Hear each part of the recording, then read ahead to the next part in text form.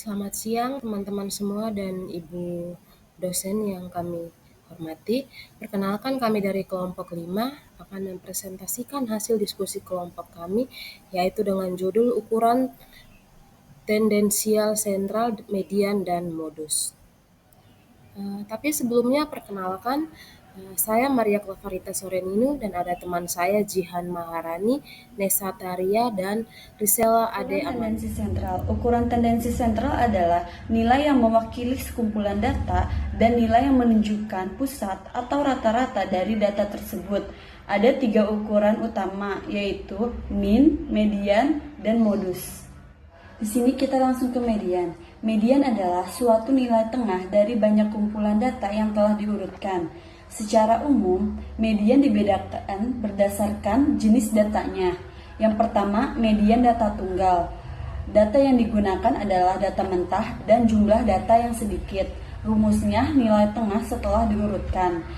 Yang kedua, media data kelompok. Data yang digunakan adalah data dalam bentuk tabel frekuensi. Rumusnya atau ciri-cirinya menggunakan rumus dengan batas bawah frekuensi kumulatif dan panjang kelas. Selanjutnya ada karakteristik median. Yang pertama, tidak dipengaruhi oleh nilai ekstrim. Yang kedua, menggambarkan nilai tengah dari data. Yang ketiga, cocok digunakan untuk data yang condong. Yang keempat, dapat digunakan pada data ordinal, interval, dan rasio. Yang kelima, tidak memanfaatkan seluruh data secara langsung. Dan yang terakhir, sangat berguna untuk menggambarkan persebaran data non-simetris. Median data tunggal. Langkah menghitungnya, yang pertama, urutkan data dari terkecil hingga terbesar. Yang kedua, jika jumlah data n ganjil, maka rumus mediannya adalah data ke n ditambah 1 per 2. Dan jika n genap, maka median sama dengan rata-rata dari data ke n per 2 dan data ke n per 2 ditambah 1. Contoh data ganjil. Datanya ada 5, 7, 8, 9, dan 10. N-nya sama dengan 5. Maka mediannya setengah dikali N ditambah 1 sama dengan setengah 5 ditambah 1 sama dengan setengah dikali 6 sama dengan 3. Maka median tersebut ada pada data ketiga, yaitu 8. Contoh data genap. Datanya 4, 6, 8, 10, 12, 14. Maka mediannya sama dengan data ke-6 per 2 ditambah data ke-6 per 2 ditambah 1 per 2 sama dengan data ketiga dan data keempat per 2 sama dengan, maka dua nilai tengah ada di data ketiga dan data keempat. Data ketiga itu 8 dan data keempat itu 10. Jadi 8 ditambah 10 sama dengan 18. Dibagi 2 sama dengan 9. Jadi nilai tengah pada data tersebut yaitu 9. Baik, selanjutnya ada median data kelompok. Nilai median untuk data kelompok yaitu dengan langkah yang dilakukan untuk mencari median data yang dikelompokkan adalah dengan cara yang pertama kita tentukan letak median. Letak median ditentukan dengan rumus median sama dengan 1/2 N. N itu adalah jumlah dari frekuensi. B. Tentukan letak kelompok kelas tempat median berada. Di sini ada rumus untuk menghitung median dengan rumus sebagai berikut, yaitu median sama dengan TBK plus 1/2 N kurang FK atau frekuensi kumulatif sebelum kelas median per FM atau frekuensi kelas median dikali CI atau interval.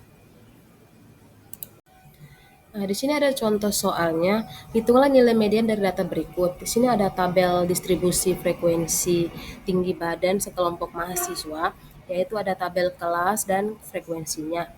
Nah, di sini ada A, letak median sama dengan 1/2 N sama dengan 1/2 30 sama dengan 15. B, kemudian data ke-25 berada pada kelompok kelas ketiga, yaitu 160 sampai 164. Nilai tepi bawah kelas sama dengan 159,5, FM-nya 10 dan FK-nya 10, intervalnya itu ada 5. Baik, penyelesaiannya di sini. Yang pertama kita membuat tabel pembantu, yaitu ada kelas, frekuensi, tepi bawah kelas, frekuensi kumulatif kurang dari FK. Maka kita gunakan rumus median sama dengan tepi bawah kelas plus 1/2N kurang FK per FM kali CI.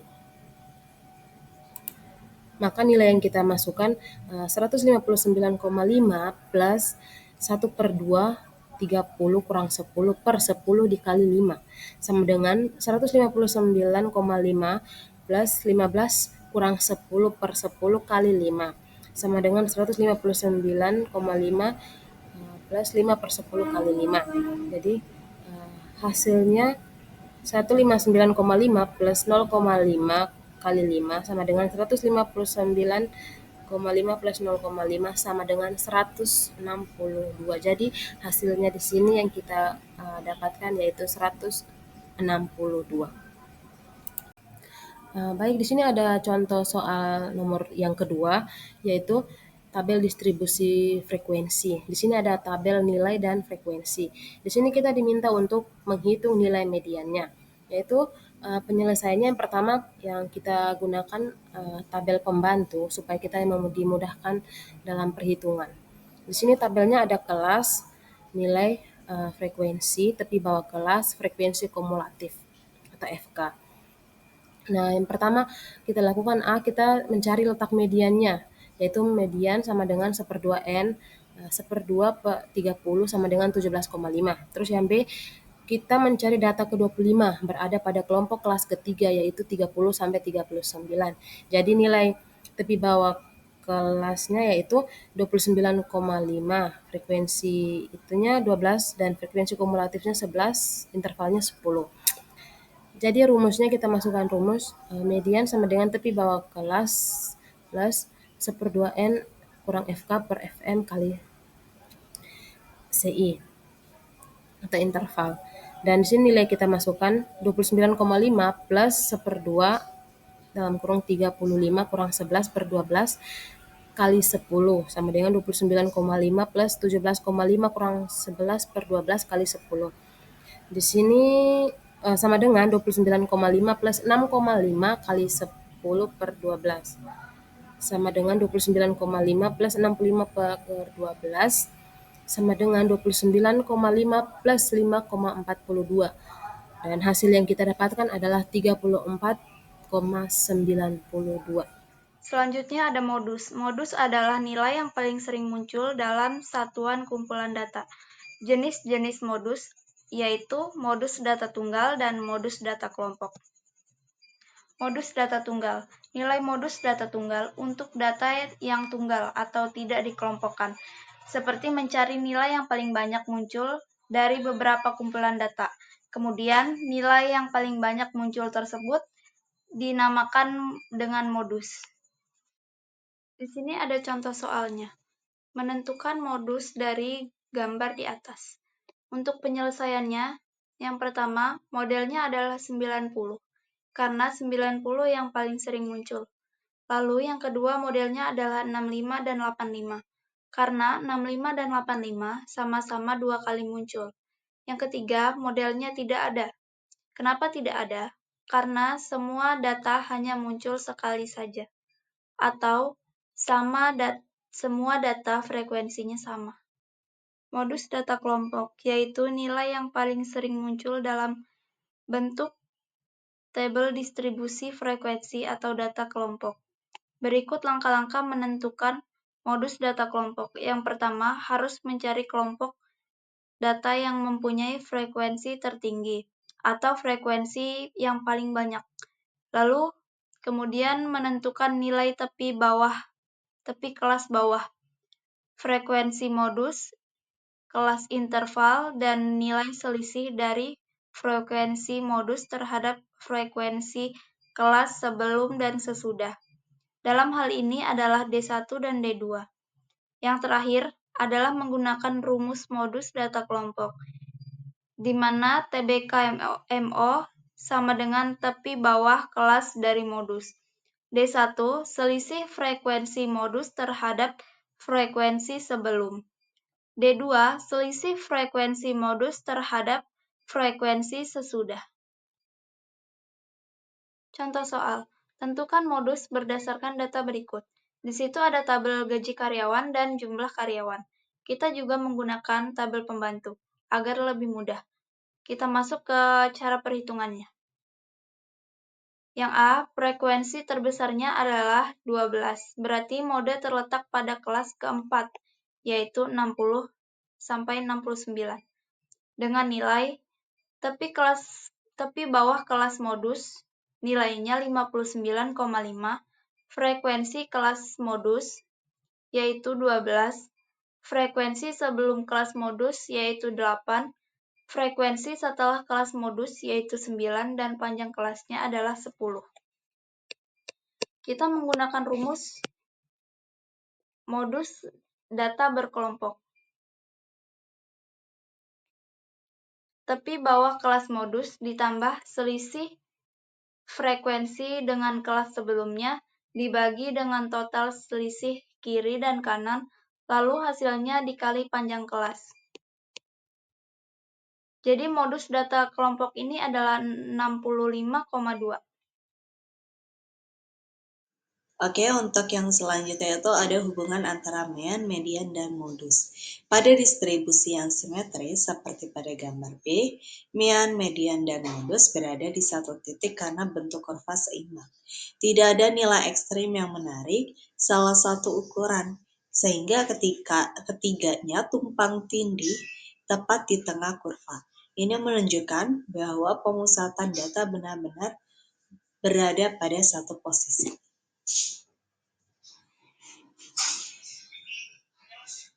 Berbeda dengan itu, gambar A dan C menunjukkan kondisi menceng negatif dan menceng positif. Pada menceng negatif, ekor kurva berada di sisi kiri, sehingga mean tertarik ke kiri, diikuti median. Sementara modus tetap pada puncak tertinggi. Sebaliknya, pada menceng positif, mean tertarik ke sisi kanan karena adanya nilai ekstrem tinggi. Median berada di tengah dan modus tetap menjadi puncak kurva. Urutan ketiganya pun berubah sesuai arah kemencengan. Kondisi tersebut membuat median sering dianggap lebih baik untuk mewakili pusat data distribusi yang menceng, karena posisinya tidak terlalu terpengaruh nilai ekstrim. Mean lebih cocok digunakan pada data simetris, sementara modus dipakai saat ingin melihat nilai yang paling sering muncul.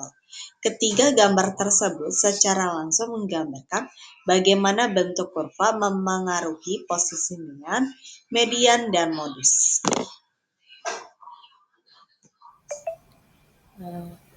Baik, kesimpulan yang bisa kita ambil dari materi ini adalah modus, median, dan data kelompok maupun data tunggal merupakan bagian dari analisis data yang digunakan untuk mengetahui nilai yang mewakili sekumpulan data. Modus digunakan untuk menemukan nilai yang paling sering muncul, median menunjukkan nilai tengah, dan pada data kelompok perhitungan dilakukan dengan langkah serta rumus tertentu. Ketiga konsep ini membantu memahami gambaran umum dari suatu data secara lebih jelas dan terstruktur. Demikian presentasi dari kelompok kami. Mohon maaf jika dalam presentasi ini kurang jelas. Mohon maaf jika ada kesalahan. Sekian dan terima kasih.